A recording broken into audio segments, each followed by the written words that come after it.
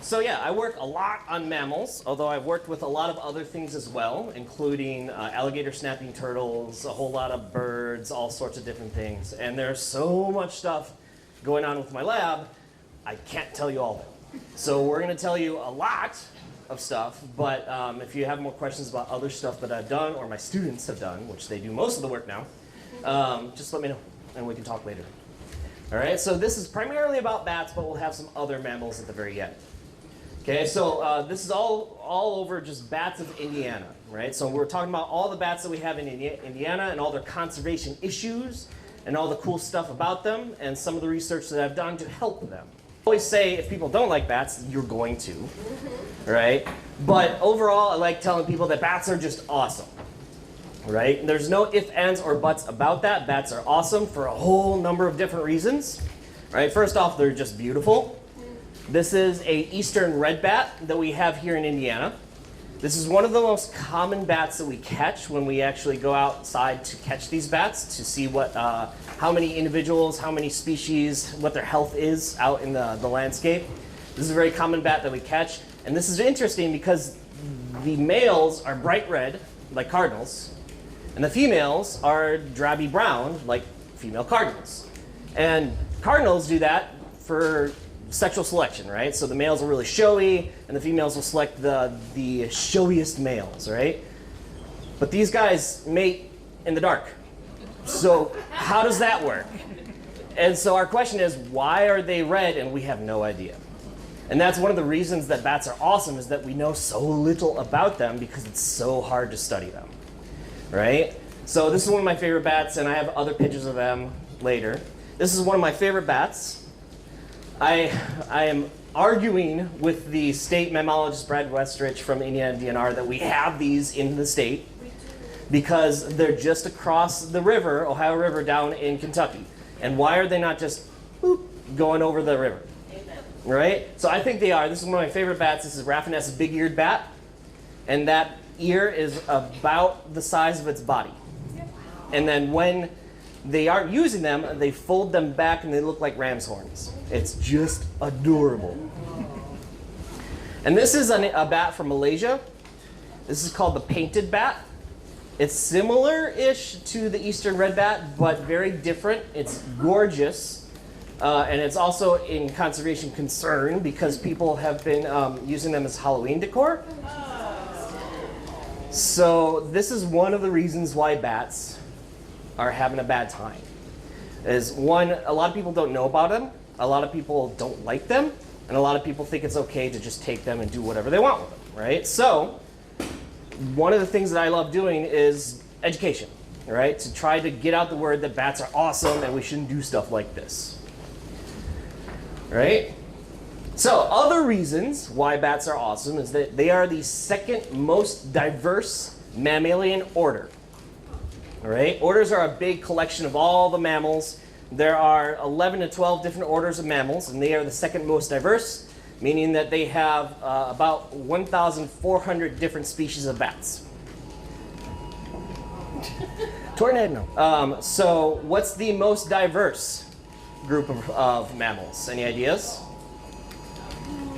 As a Amber Alert, yeah. It's rodents.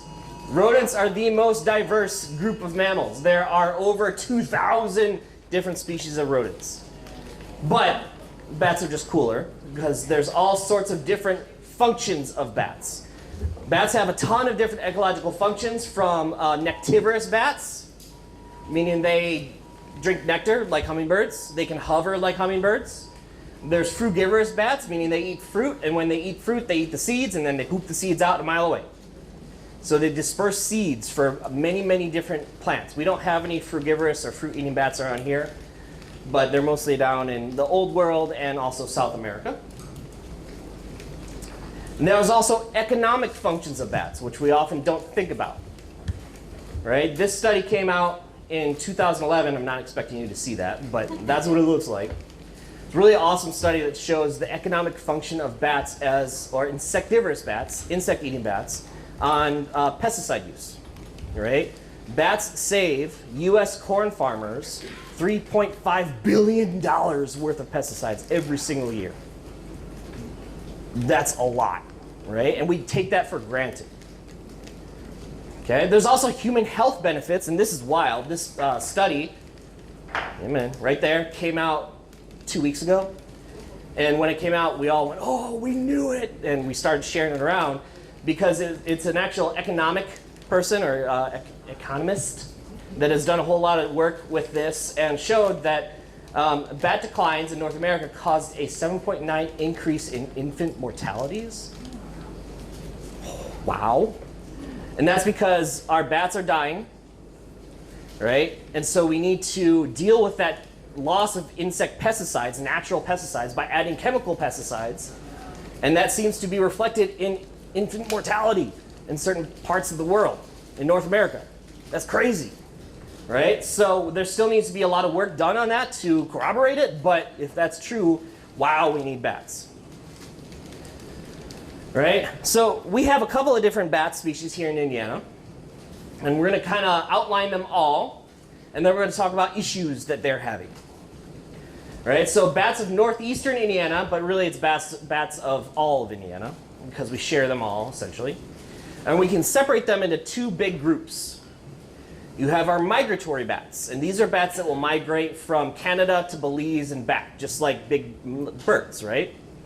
Normally our bats don't do that, but we have 3 species that will. And that includes the hoary bat, which is the biggest bat here in Indiana. And it's the second largest bat in all of the United States. Right? And I have one right here. Unfortunately, it's an ex-hoary bat. Right? But that looks pretty big, but it's all wing. Right? If you have a relatively large hand, the body is about the size of your index finger. Your pointer finger. Right? It's all wing. But this is a really big female, and I can show you guys this later on because it's really pretty. These guys are awesome. The really cool thing about these guys is that they have a very furred tail. And when they are hibernating for just a couple of days, they will fold that tail up over their chest and have their own personal blanket. It's awesome.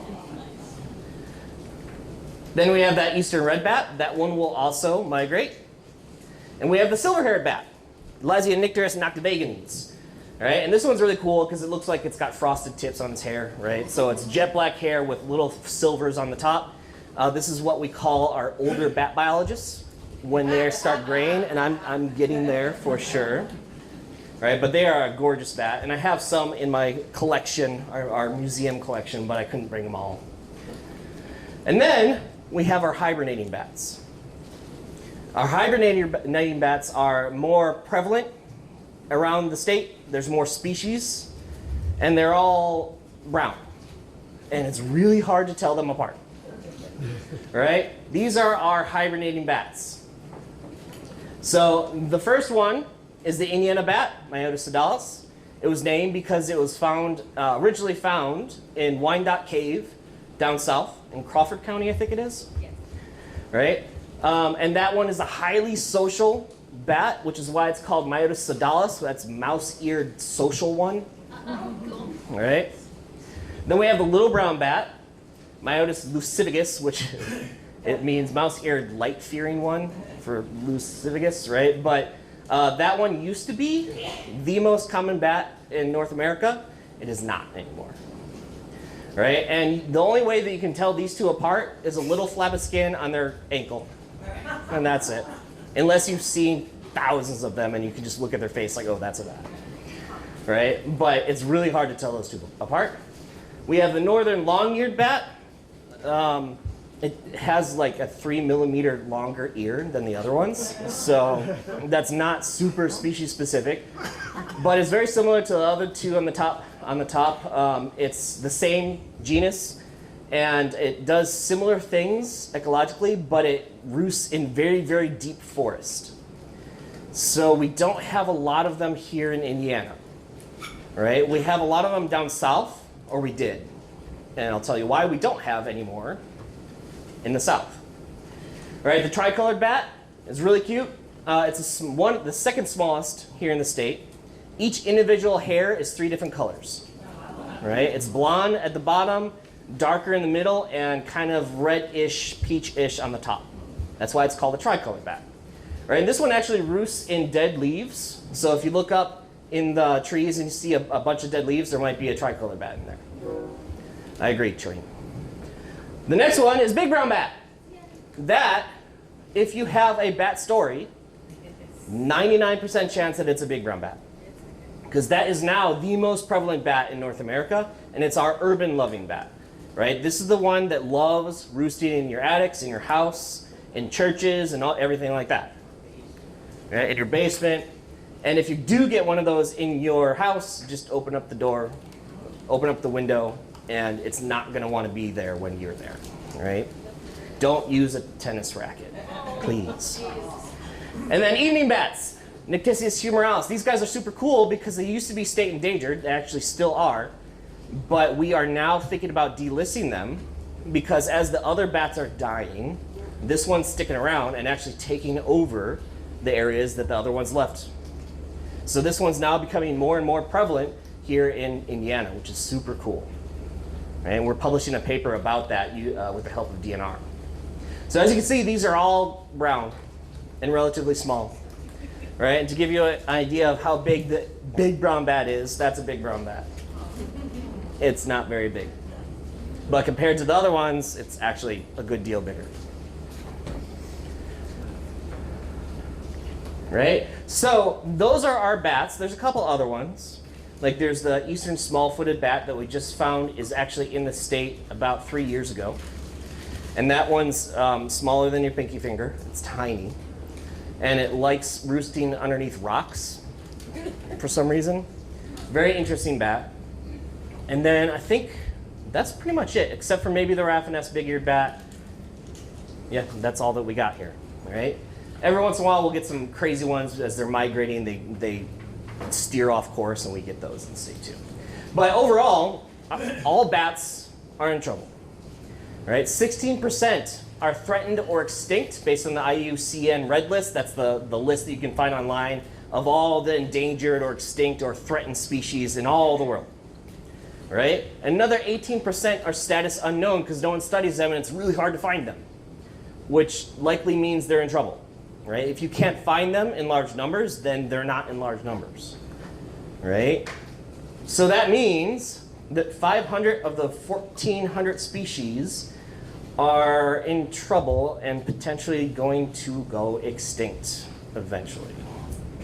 And that includes northern long-eared bat, which is now federally endangered, the Indiana bat, which is federally endangered, the little brown bat might be listed soon, the hoary bat is going to be listed in a couple of years, the tricolored bat is probably going to be endangered next year.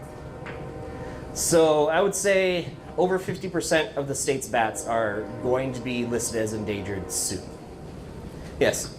What's the major reason for the decline of bat population? Good question. What's the major reason of the decline of bats around here? Segue. Conservation challenges for our bats. Let's talk about those. Why are they actually declining? We could separate that into migrants and hibernators as well. Right? So our migrating bats, the hoary bats, the red bats, the silver-haired bats, they're actually threatened due to wind energy, which is sad because wind energy is so dang important. It's just, there are issues with it, and it's causing massive, massive declines in bats and birds. Millions of bats die annually because of wind turbines, and these mostly are the migrators because as they are migrating across the landscape, they're going to be going through areas with a lot of wind, and wind farms need to be placed in places with a lot of wind.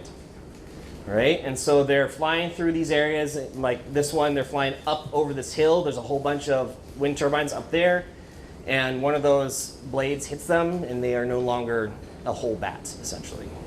Right? They're swinging very fast, right? And then even if they're close by and it swings past them, the pressure that it makes can cause them to die anyway. And there are some suggestions that bats are actually attracted to them because they're big, tall structures, and bats love trees. So they might actually be attracted to these things as well. So that's not fun, right? And that's causing red and hoary bats to be faced with extinction, and likely they're going to be placed on the Endangered Species Act relatively soon. right? And so this is a picture of a hoary bat that got hit by a wind turbine. And there's whole jobs, whole careers for especially students right out of undergrad to just pace around these wind turbines to count the number of bats that they find on the ground. It's not great, and we are now, so the good thing is that the wind farm industry is actually relatively green, environmentally minded, right? It makes sense. So they are working with us, and we need to do a compromise to where we try to reduce mortality while also ensuring that they can make money, because that's the whole reason why they're doing it, right? So they can make energy.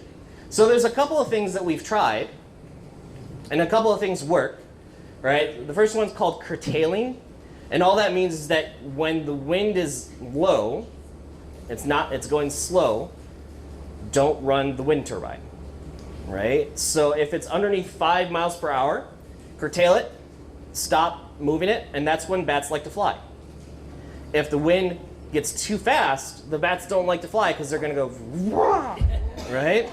So that's where you get the most energy, when the wind's going really fast. So only run your turbines at that point. And there's been studies on that, and this is the amount of mortality, the estimated fatalities per turbine, right? And then this is curtail, or that's full, so it just runs anytime. And then this is curtailed, and it drastically reduces the mortality rate. Great, but that still eats into the money that these wind farms can make.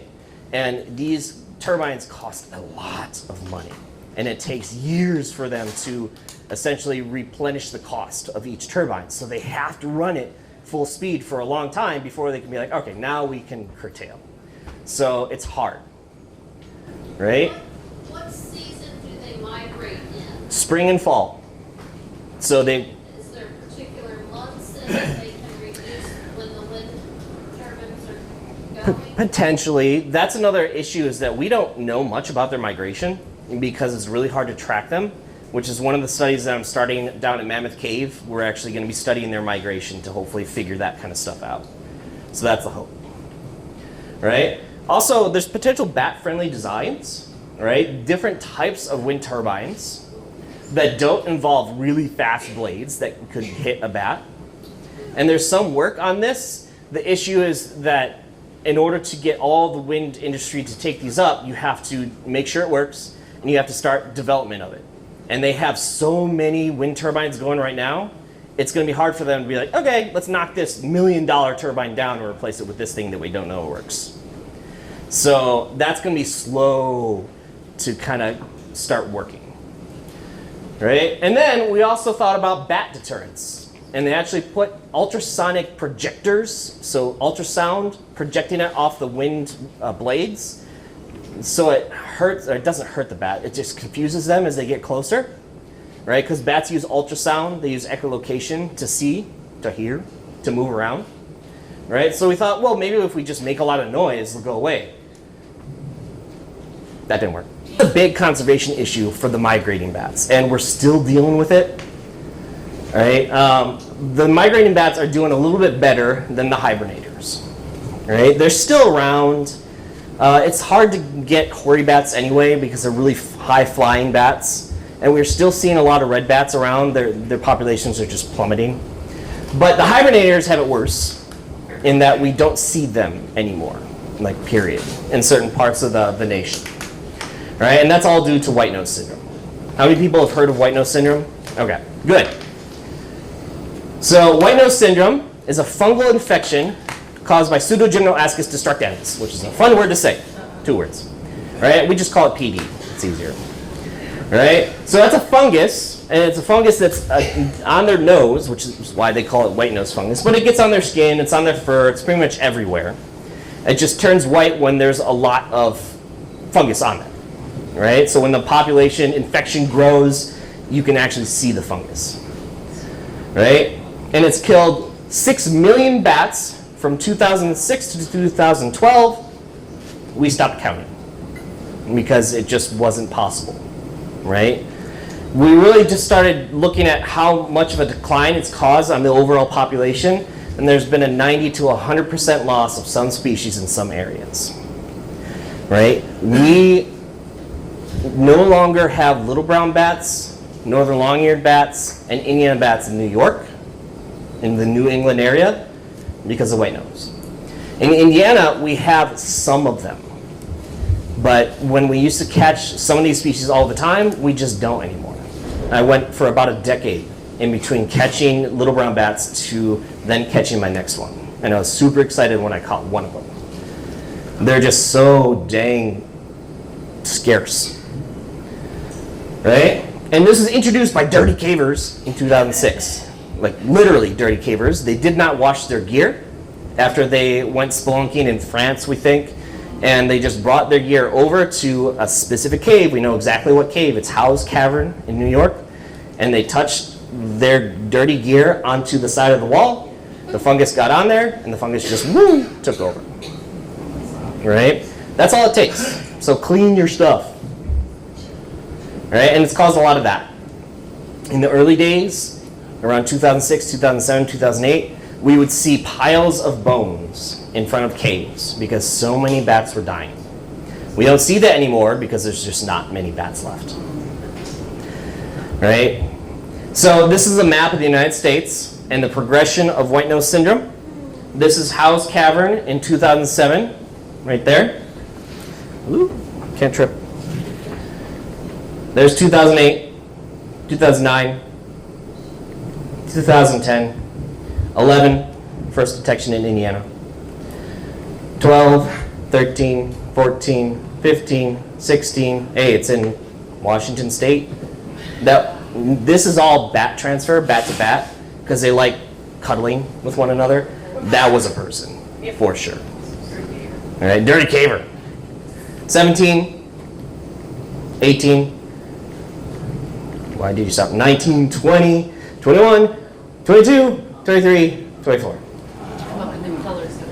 Yeah, we had to completely change the colors in order to actually work, right? And there's different shapes where it's like, it's possible, we actually use PCR to look at the genetics of the fungus, like we know it's white nose, and then this is colors where it's just a bunch of death, right? Yeah, the issue with white nose syndrome is that it's really, really difficult to reduce infection and mortality, all right? A bat is gonna get this fungus. And if they do get it and we are able to disinfect them, which we can, we just dunk the bat in bleach. It's probably not good, all right? The bats don't like that.